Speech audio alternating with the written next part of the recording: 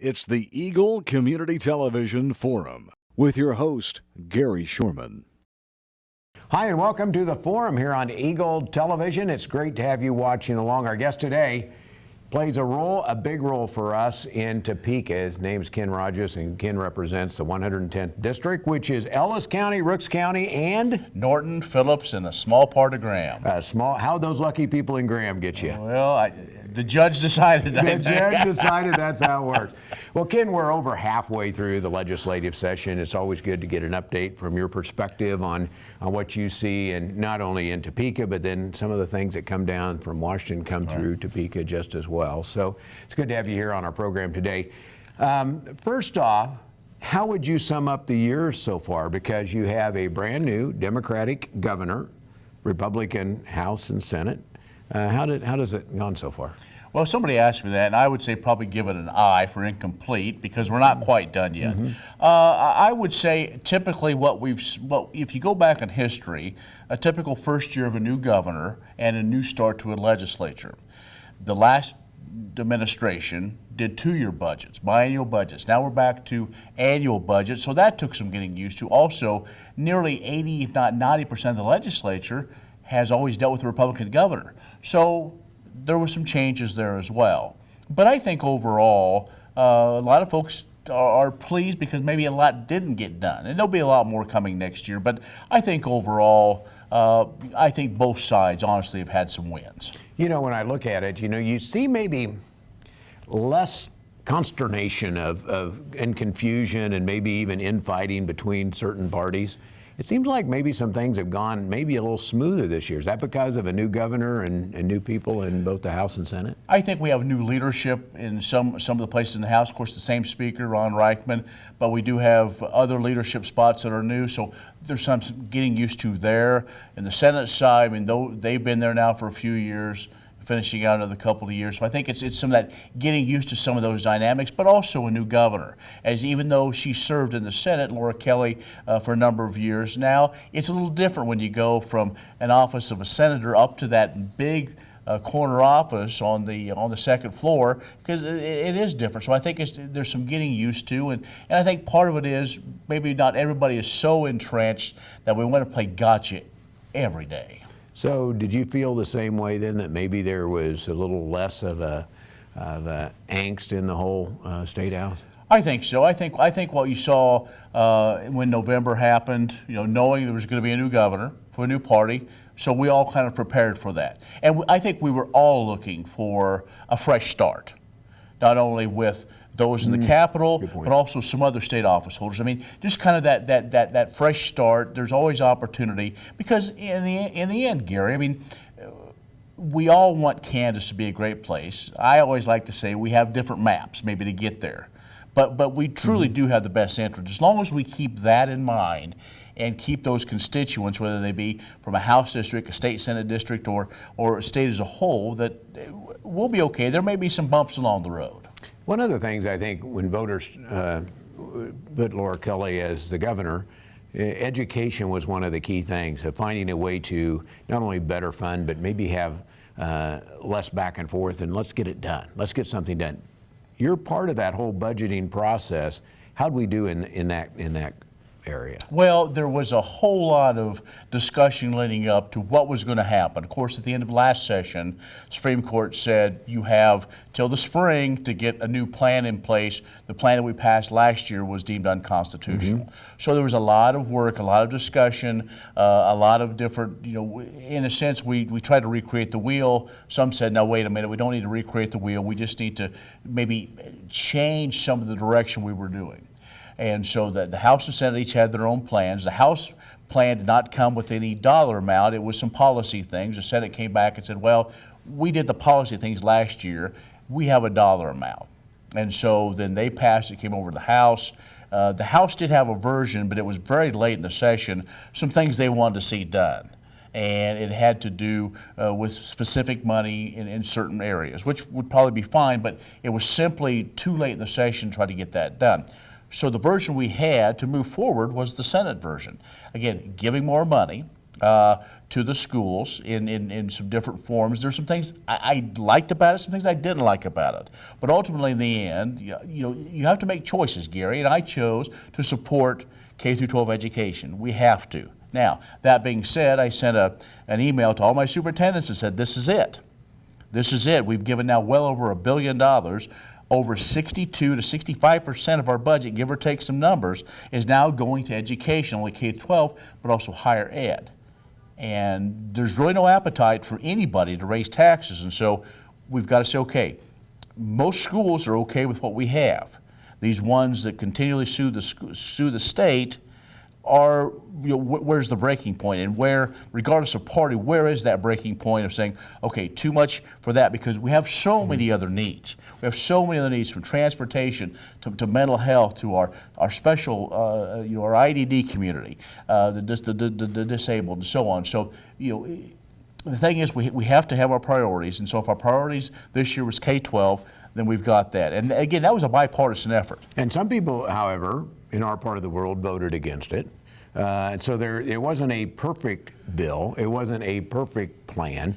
But you voted for it because? Well, I voted for it because, again, I want us to move forward. I want the lawsuit to drop. Mm-hmm. I want, and again, folks in this area, some that didn't vote for it said enough is enough. And that's their part, and that's the way they want to do. That's fine.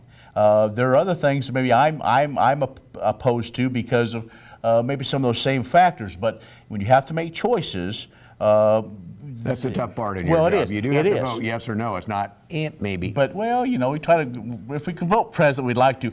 But it comes down to, I want a strong Kansas for the future. In order to do that, we want to make sure that the dollars are going where they need to in the schools I represent, whether it be 49 in Hayes, down to some of the smaller schools up in Norton County, Almena, Northern Valley, all those. And if we can even, $30,000 to $40,000 makes a big impact in a school. Now, some other things, it may not, but I think, and to target some of those dollars, that's important. That's, I think, as we move forward. And so that's why we're hoping when the Supreme Court rules, they say, okay, legislature, this is appropriate. Now, do I think this is going to be the end all of end all? Absolutely not. I think that the Supreme Court will eventually say, okay, this is it, but we're still going to kind of hold on to it, to kind of hold our feet to the fire too, to make sure that happens. How about secondary ed? Well, secondary ed, I was privileged to chair the Higher Ed Budget Committee. We came in much under what the Regents wanted. The Regents wanted between about $70 million, 70 to 80, depending on who you talk to. It got down to what I thought could probably be supported. Started at 25, then it got down to about an additional $10 million. First and foremost, there were cuts back in 2017. We wanted to make sure those are whole, which we did. And then we got an additional 10. Then in negotiations with the House and Senate, right now it sits at $7.5 million additional dollars. Now that's not a ton of money. A few $100,000 will come back to Fort Hays State, but at least it's a start. And so what I tried to do in working with my committee and with other members of the Appropriations Committee is we need to show a good faith effort to our institutions that we do believe in higher education and that we can at least make those small commitments to say, rather than just giving them no increases whatsoever, trying to do that. Because I think, Gary, as you move forward with education, I would like to see education not divide and go K through 12 and then higher ed. I think we really need to look at almost a pre-K through 20, if you will. So as we start to make sure we're funding those so they're prepared when they start, and then once they graduate, whether they go to a Regent school, our great technical schools, our community colleges, they're prepared, and each of us as taxpayers get our money's worth. Well, I have to say that you're fortunate you represent a university, and also when you talk about the VOTEC school, technical school, you represent a couple of really great schools that are not only efficient, but they have low rates to get in and other things as well. So the way they operate is to me is a great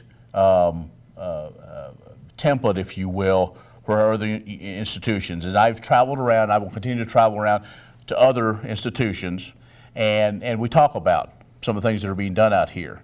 And again, with the limited dollars, what they're able to do, and the kind of graduates that they're producing, and those jobs that they're getting. That's cool. Well, hey, let's talk about some other things that are going on.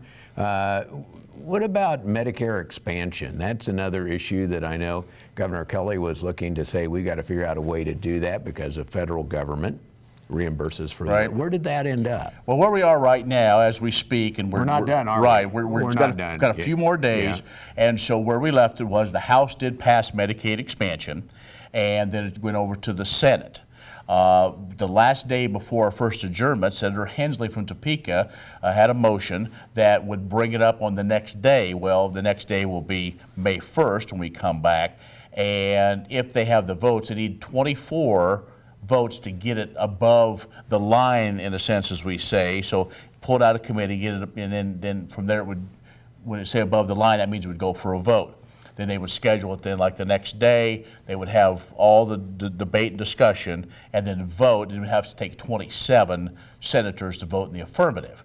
Talking to some of the senators, don't know if there's even 24 votes to get it above the line. 27 might be difficult, but I know there are both Republicans and Democrats are in supportive of it, and so we'll just have to wait and see. That's where we are. You know, in some parts of the state, it's pretty darn important because there's places, there are things that aren't getting funded because of that, and I know we see that in requests that we get in certain areas as well. So, you know, that's interesting to see how Kansas and how the legislature falls out on that. Gary, I think it's going to be interesting, but I think as you look at states around us, Nebraska, of course, passed theirs last year with the vote of the people. But Nebraska is kind of waiting now a year to try to figure out ways to pay for it. I think that's the big question in all this, even though the way the law is proposed in Kansas, if federal reimbursement is below 90%, it goes away.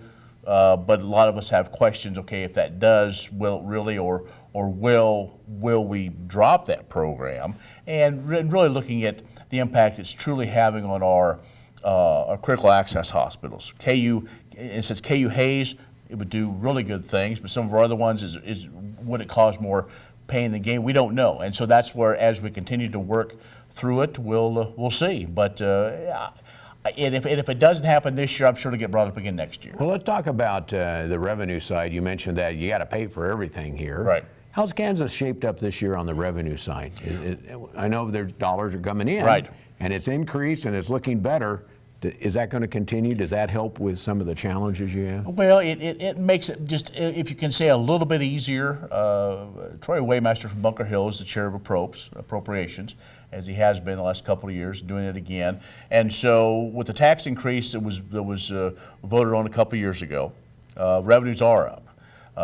But we just saw consensus revenue numbers come in that maybe weren't as strong as some of us had hoped. Showed about an additional $14 million coming in by the end of the year. Not great shakes, but where we are with their ending balance projected, it makes the ability to do some of these things, like pay for the school finance.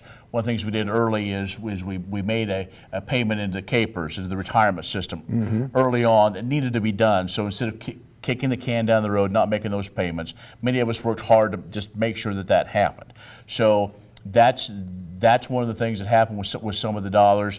I mean, you know, the economy, it has its good days and bad days. We wish it had more good than bad, but especially in our area, we need the oil industry, we need agriculture to rebound and to be strong. There's some concern. I mean, income tax are still coming up, so a lot of folks are doing fairly well that way. Doing better maybe than they did a few years ago. But sales tax are projected to go down, which hurts all of us. And in our community, I mean, there's several factors that are going on, and really honestly, one of the biggest one is really what goes on the farm.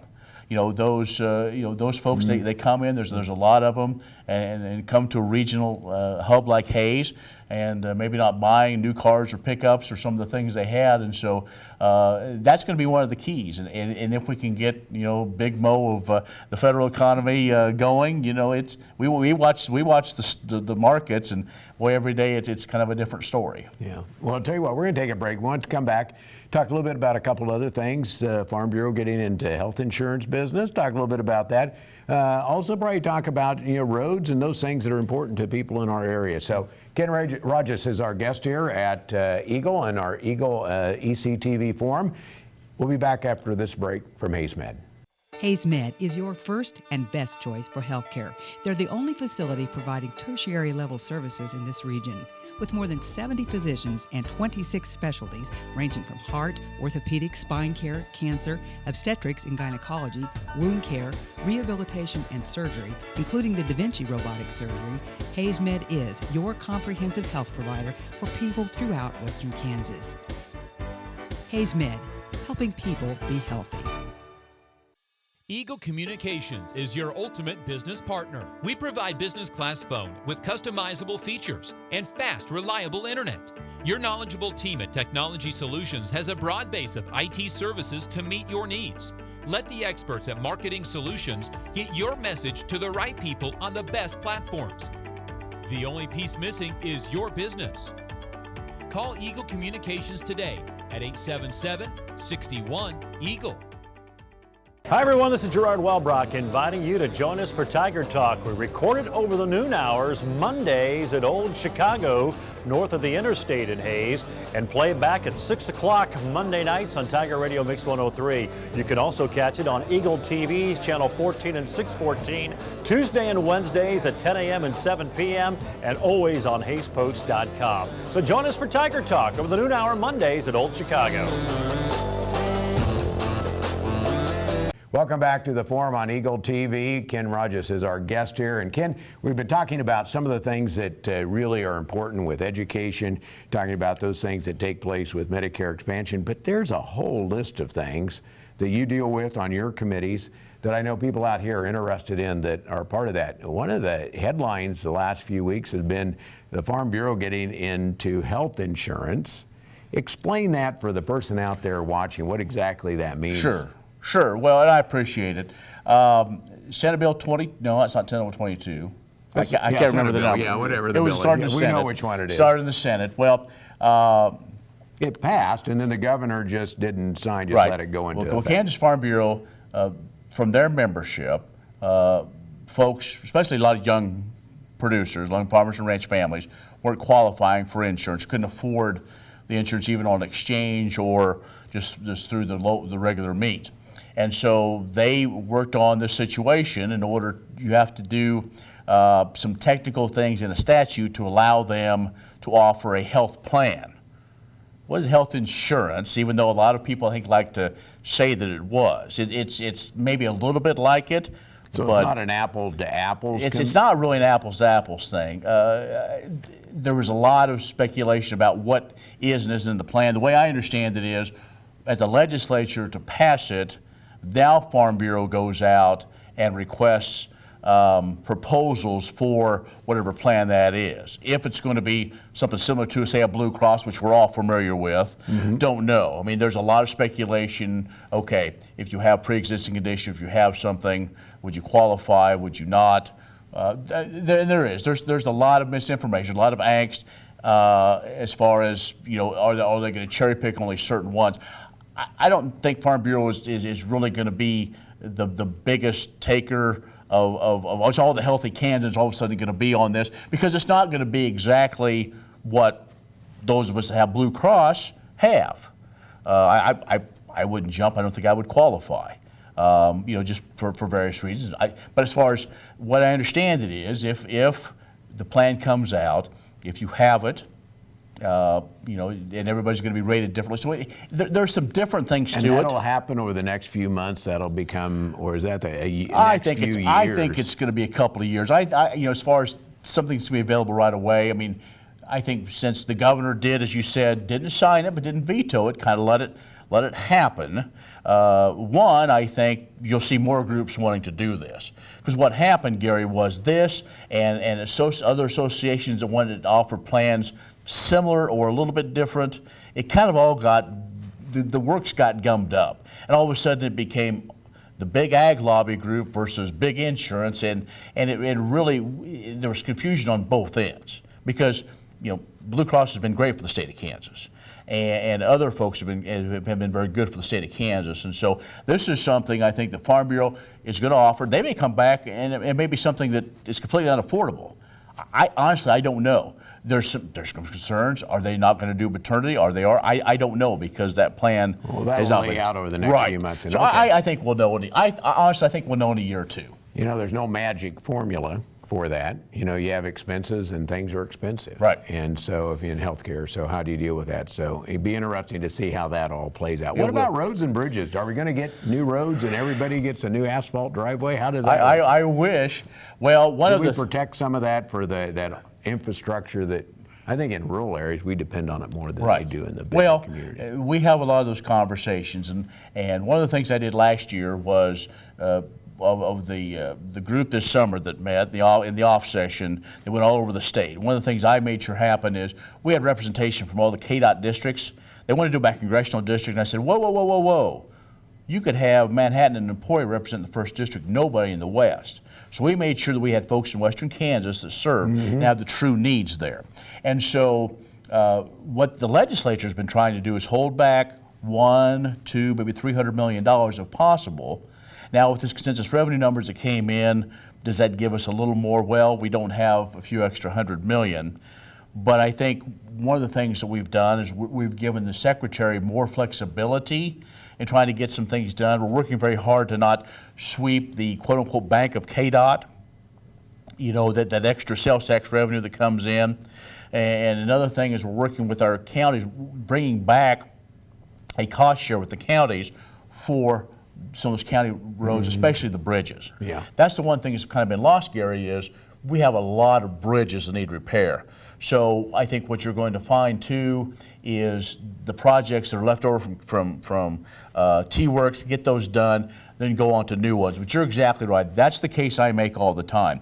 It's great to have those smooth roads in Johnson County. If you want to get things from the west, you need to have good roads out here, and we need them not only to do commerce, to get our ag products, for medical, and for school transportation, a number of things. And if they want to get buy-in from us, we have to have some of that as well. Glad you're fighting for us on that end of things. What else is on your to-do list, Ken? Well, Before the end of the session and before next year. Well, I think the end of the session right now, it's kind of just let's get settled on a budget, and then let's move forward. As we look at next year, there's some minor things in a sense that I'd like to see done. I think one of the things that's going on in the world is this cell-cultured meat, fake meat, if you will. Do states need to get involved? Well, I think we need to know. I mean, we're a beef state.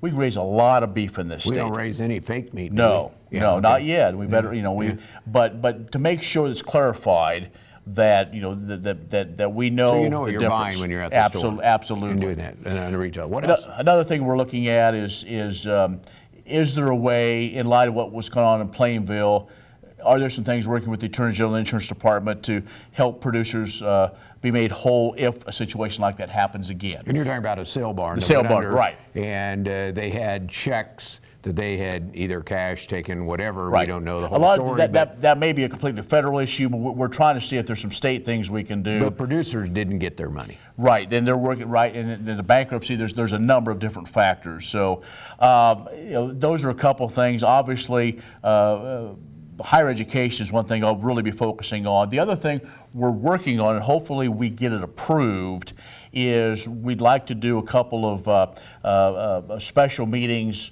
in the off session looking at our community colleges and the future there. We have 19 in the state. And again, not looking to close anything down, but saying, okay, are you truly delivering, and are you delivering your mission to the people? And we have a lot in southeast Kansas, and so, and in fact, I'm going later this week to one that's done some expansion.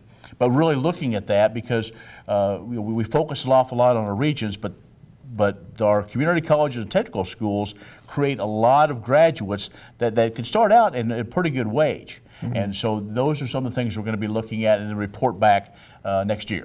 And certainly efficiencies that go into that and other things Right. as well. Now, I know you travel around a bunch. How do people get a hold of you? And once they do, what do you hear from them? I mean, when people are saying, hey, Ken, do this, what are they saying? Well, a lot of times it's what's in the news. And I always encourage folks. My cell phone, I give it out freely. They can call at any time, and I have no problem with that because I believe I serve the people. A lot of times, Highway 383 in the Norton and Phillips County area, we have a lot of the wind turbines that come across, and so if there's a concern there, we work a lot with KDOT and some other folks up there to get some things done. Obviously, school finance is one we talk a lot about. Property tax. Well, property tax is a county issue, county by county, but it's still something that we need to be aware of. Most of the time, people call if they're upset about something, and it could be, neighbor versus neighbor, maybe things we can't do, but we're always there to listen. Health issues. And really, a lot of the ones that I wish I didn't get but like to help is when there are things at like nursing homes and things in Topeka aren't being reimbursed in a timely manner. So I get on, use my my big deep voice, and hopefully get it. But that's big kid voice, yeah. But that's what we're in. That's I think is we're really in the business of helping in constituent services, and so that's it. But like I said, I'm easy to find. I'm on social media. I'm on the internet. Ken for Kansas, and again my cell phone. And I'm around. If something's happening, I'm usually there. One last question. It has to do with where we are versus the Johnson County side. That seems to be a dividing factor. Maybe Wichita a little bit. Big cities versus rural. Have you seen that improve, stay the same, or is that just going to be a never-ending fight? Well, it's probably a little bit of both. I sit next to two Sedgwick County legislators, one who's been there for a while and one a young one, new. And so we talk about different issues and trying to get them to fully understand and appreciate what we have out here. We all live here. We all want to live here for a reason. And we're good people. And I say we're just like you. We just maybe we maybe have maybe not all the different choices that you do, but like at night I go home, get out of my car, I look up, I see stars. I don't hear a lot of traffic. I live out in the country. That's great. That is absolutely great. My neighbor will help me with anything, and I don't know if that would happen there. And so what we have to do every day is, and I still go around and talk to these legislators and listen to them, but also share stories. That's where it is, and we don't need to be divisive about big versus small or urban versus rural, because we have a lot of rural folks that moved to Johnson County, and they have that where they grew up in those small rural western Kansas towns.